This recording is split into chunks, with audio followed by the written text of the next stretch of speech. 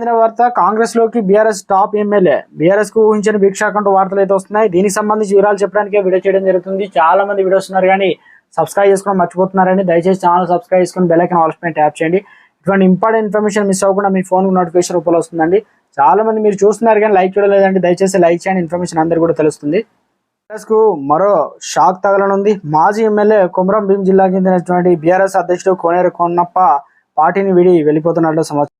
ఈయన కాంగ్రెస్ లో చేరేందుకు సిద్ధమయ్యారని తెలుస్తుంది. నేడు ముఖ్యమంత్రి రేవంత్ రెడ్డి కలిసి పార్టీలో చేరికను కోనేరు కొన్నప్ప ఖరారు చేసుకొనున్నారు. సిరిపురు నియోజకవర్గంలోని ప్రధాన నాయకులతో కలిసి సీఎం కలుస్తారని చెబుతారు.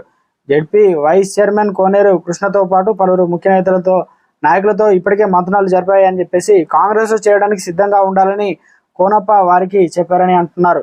ఇదివరకే తన ముఖ్య అనుచరుల్ని కాంగ్రెస్ పార్టీలో చేర్పించిన కోనేరు కోనప్ప ఇప్పుడు ఏకంగా తానే పార్టీకి జంప్ చేయడానికి సిద్ధమయ్యారు. అందులోకి వెళ్ళిపోతున్నారు.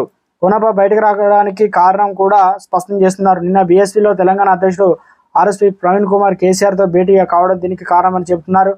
ప్రవీణ్ పార్టీలోకి వస్తున్న వల్లనే కోనప్ప పార్టీని వెళ్ళిపోతున్నారని అంటున్నారు. గత ఎన్నికల్లో కోనప్ప మీద ప్రవీణ్ కుమార్ పోటీ చేశారు. కేసీఆర్కు తాను ఎంత గౌరవం ఇచ్చానని ఇప్పుడు తనతో మాట మాత్రమే చెప్పకుండా బీఎస్పీతో పొత్తు పెట్టుకుంటున్నారని ఆరోపించారు. తనను వ్యక్తిగతంగా దూషించిన వారితో ఎలా పొత్తు పెట్టుకుంటారని ప్రశ్నిస్తున్నారు.